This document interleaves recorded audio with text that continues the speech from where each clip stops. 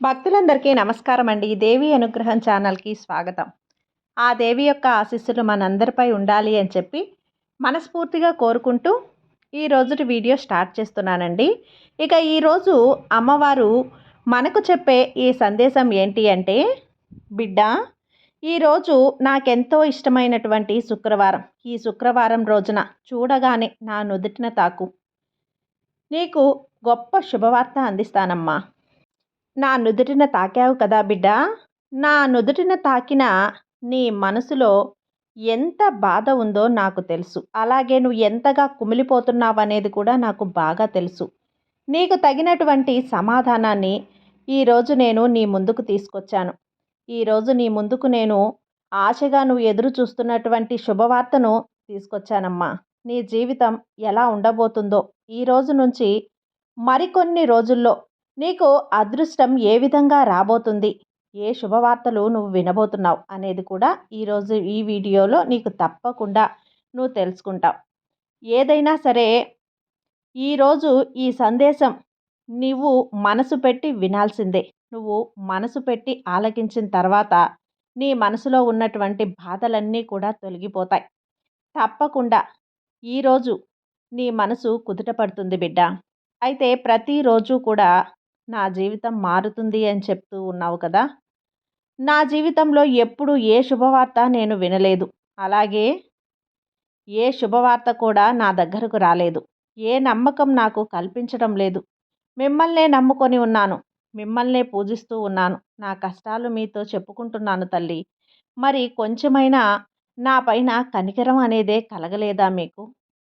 నా జీవితాన్ని ఈ విధంగా చేస్తావా తల్లి అని చెప్పి ప్రతిరోజు నన్ను అడుగుతూ ఉన్నావు కదా. చూడు, ఏదైనా కానీ పూజలో ఏమైనా లోపం చేశావా అంటే లేదు.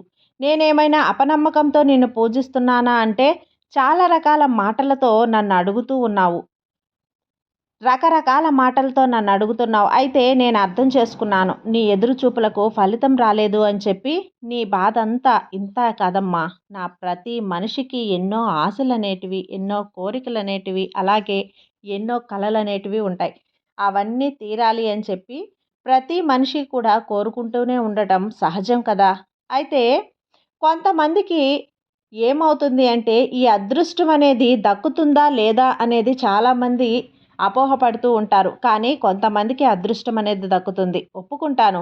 నువ్వు ప్రతిరోజు కూడా నా దగ్గరకు వచ్చి ఇలానే ప్రార్థిస్తూ ఉంటావు. అలాగే అన్నీ కూడా చనువుగా అడుగుతూ ఉంటావు. ఈ కష్టాలు ఇక నా వల్ల కావడం లేదు తల్లి. నా కన్నీరు కూడా ఆవిరైపోతుందమ్మా అని చెప్పి నా మనసంతా ఏదో గందరగోళంగా దిగులుగా మారిపోయింది అని చెప్పి నన్ను ప్రతిరోజు కూడా అడుగుతున్నావు కదా. అసలు నీ జీవితంలో ప్రశాంతత అనేది లేక నిద్రపోయి ఎన్నో రాత్రులు, ఎన్నో రోజులయ్యింది అని చెప్పి కూడా బాధపడుతూ ఉన్నావు. నీ ఆరోగ్యం కూడా దెబ్బతినే పరిస్థితికి వచ్చేసింది. చూడమ్మా, నా వల్ల కావడం లేదు. మీరేదో ఒకటి చేసి నేనున్నటువంటి స్థితి నుండి బయటపడేయటానికి నన్ను నాకు చెయ్యి పట్టుకొని మరి నన్ను ముందుకు నడిపించు తల్లి అని చెప్పి నన్ను ఇంతగా ప్రాధేయపడుతున్నావు చూడు. నా బిడ్డ బాధని నేను వినకుండా ఉంటానా చెప్పు?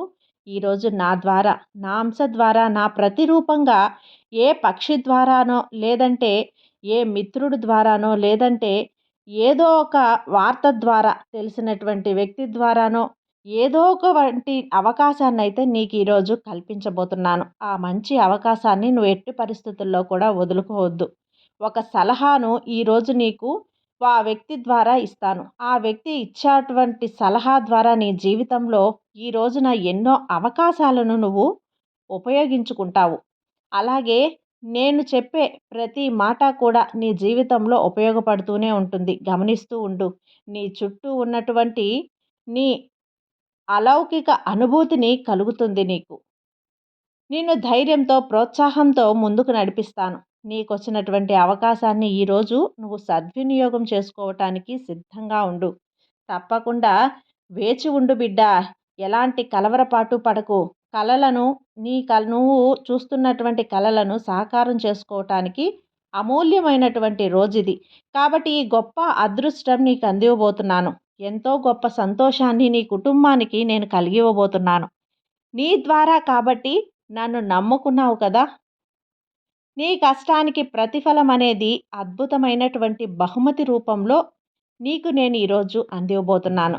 ఇది ఇన్ని రోజుల నుండి నీ కష్టాల్ని మైమర్పించే ఒక అద్భుతమైన ఫలితాన్నయితే అందుకునేటువంటి సమయం అమ్మా ఇది. నీ మనసులో ఎలాంటి ఆలోచనలు కూడా నువ్విక రానివ్వకు. నీ మనసుని గందరగోళం పరుచుకోకు. నేను చెప్పింది అక్షరాల ఈరోజు జరిగే తీరుతుంది బిడ్డ. నువ్వు ఏం చెయ్యాలో కూడా నేను తప్పకుండా చూపుతాను. జాగ్రత్తగా విను. జాగ్రత్తగా విని ఈరోజు తప్పకుండా నీ జీవితంలో ఒక అమూల్యమైనటువంటి రోజుగా నువ్వు భావించు.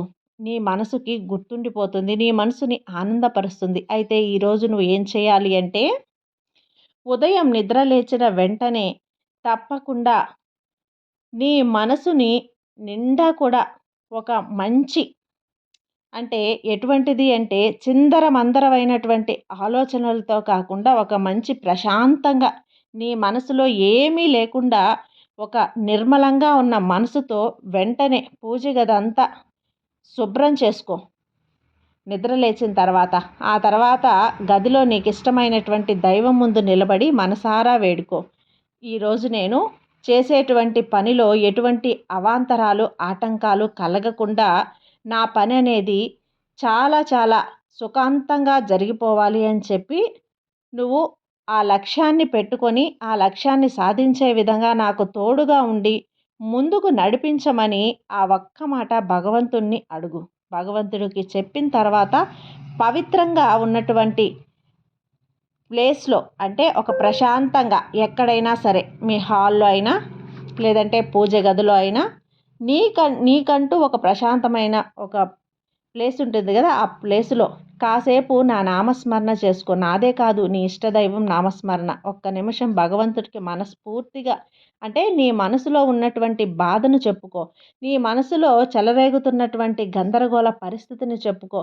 నాకు ఈరోజు ఉద్యోగం రావాలి అని చెప్పి ఆశగా ఉంది అని నీకు అనిపిస్తే కనుక ఉద్యోగం రావాలి వచ్చింది అని నేను సంతోషంగా ఉన్నాను అని భగవంతునితో చెప్పుకో. లేదంటే నాకు వివాహం నిశ్చయమైంది అని నీకు వివాహం జరగాల్సి ఉంటే గనక వివాహం నిశ్చయమైంది, నేను చాలా సంతోషంగా ఉన్నాను అని చెప్పుకో. నీ గురించి నీవు ముందుగానే జరిగింది అని చెప్పి ఊహించుకొని ఆ కోరికను నువ్వు భగవంతునికి చెప్పుకో. అలాగే నాకు సంతానం కలగాలి అని చెప్పి నువ్వు అనిపిస్తే కనుక నాకు సంతానం కలిగింది, నేను సంతోషంగా ఉన్నాను అని చెప్పి సంతోషంగా నీకు జరగాల్సిన పనిని నీకు జరిగింది అని చెప్పి ఒక పాజిటివ్గా అయితే నువ్వు భగవంతుని ముందు చెప్పుకోవాలి. అలా చెప్పుకున్నప్పుడు నీకు ఆ భగవంతుని యొక్క ఆశీర్వాదంతో అనుగ్రహంతో తదాస్తు అనే భగవంతుని మాట ఆశీర్వాదం అనేది నీకు లభిస్తుంది. అప్పుడు ఆ శుభవార్త ఈరోజు నీకు ఒక వ్యక్తి ద్వారా కానీ ఒక మంచి సలహా ద్వారా కానీ నీకు ఇవ్వబోతున్నాను. నువ్వు కూడా అందిపుచ్చుకొని అవకాశాన్ని తప్పకుండా చక్కగా జాగ్రత్తగా ఈరోజు ఈ అవకాశాన్ని అయితే నువ్వు అందుకో బిడ్డ. ఖచ్చితంగా ఇది నువ్వు ఒంటరిగా వినాల్సిన మాట. ఎవ్వరికీ చెప్పుకోవాల్సిన అవసరం లేదు. నువ్వు చెప్పినటువంటి ఈ మాటను అనుకున్నటువంటి ఈ మాటను నెరవేర్చిన తర్వాత నీకు అది జరిగిన తర్వాత ఎవరిదైనా పంచుకో. అంతవరకు కూడా నీ మాటలను రహస్యాలను నీ కోరికలను నీ మనసులో గుట్టును బయట పెట్టాల్సిన అవసరం లేదమ్మా. నువ్వు ఒకరి సమస్య ఒకరికి ఉంటుంది. అంటే ఒకరికి ఉద్యోగం లేదని ఉంటుంది, ఒకరికి సంతానం లేదని ఉంటుంది, ఒకరికి పెళ్ళి కాలేదని సమస్య అనేది ఉంటుంది. ఆ సమస్యలని ఎవరి సమస్యలను వాళ్ళు భగవంతునికి సమర్పించుకున్నప్పుడు భగవంతుడు నెరవేర్చి అది మీకు ఆనందాన్ని కలిగినప్పుడు మాత్రమే దాన్ని అందరితో పంచుకోవాలి. అంతవరకు కూడా గుట్టుగా ఉంచు. నువ్వు ఏది కూడా ఒకరికి డబ్బు లేదని నాకు ఇది లేదని చెప్పి ఒకరితో చెప్పుకొని నువ్వు బాధపడాల్సిన అవసరం లేదు. అలా బాధపడావు అంటే నువ్వు నీ బాధ అనేది తగ్గిపోదు. నువ్వు ఇంకా ఇంకా వాళ్ళకి చులకనైపోతావు. కాబట్టి నీ గురించి నువ్వు తప్పుగా అనుకోవద్దు. అలాగే ఇతరుల గురించి నువ్వు తప్పుగా ఆలోచించవద్దు. నీ మనసుకు నచ్చినట్లుగా నువ్వు సంతోషంగా ఉండు. నీకున్న దాంట్లో తృప్తిగా ఉండు. నీకు అన్ని విధాలుగా నీకు కావలసిన ప్రతి ఒక్కటి కూడా నీకు నేను అందేలా అన్ని వేళలా అందిస్తూనే ఉన్నాను.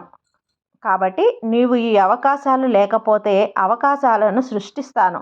అంతేకాని నీవు ప్రశాంతంగా లేవని మాత్రం ఎప్పుడూ నాతో చెప్పవద్దు తల్లి. నువ్వు అస్సలు కూడా అనుకోవద్దు. నీ మనసుని ప్రశాంతంగా ఉంచుకునే బాధ్యత నీలోనే ఉంది. కాబట్టి ఆ పని నీకు నువ్వే చేసుకొని నీ జీవితాన్ని నువ్వే చూసుకోవాలి. నీ జీవితంలో సుఖ సంతోషాలను తెచ్చుకునే బాధ్యత నీ చేతుల్లోనే ఉంది కదా! నువ్వు ఏది కూడా జరిగిందే ఆపలేవమ్మా. కాబట్టి నీ ఆలోచన అవసరమైన వాటి గురించి ఆలోచించు. అనవసరమైన వాటి గురించి ఆలోచించవద్దు. కోపాన్ని దేన్ని కూడా జయించలేవు కోపంతో. కాబట్టి కోపాన్ని పక్కన పెట్టి కనీసం మంచి ఆలోచనలనేది చేయటం వలన నీకు మంచి మంచి ఆలోచనలతో ముందుకు ఎలా వెళ్ళాలి అనేది తెలుస్తుంది. కాబట్టి ఇక నుంచైనా సరే మంచిగా ఆలోచించు. ఈ దుర్గ మీద నమ్మకంతో ఉండమ్మా. నీకంతా కూడా మంచే జరుగుతుంది. దుర్గమ్మ ఆశీస్సులు నీకెప్పుడూ ఉండాలి అని చెప్పి కోరుకుంటూ ఇంతటితో ఈ వీడియో ముగిస్తున్నానండి. ఈ వీడియో నచ్చితే లైక్ చేసి సబ్స్క్రైబ్ చేయండి ఫ్రెండ్స్. సర్వే జన సుఖినో భవంతు. జై దుర్గమ్మ.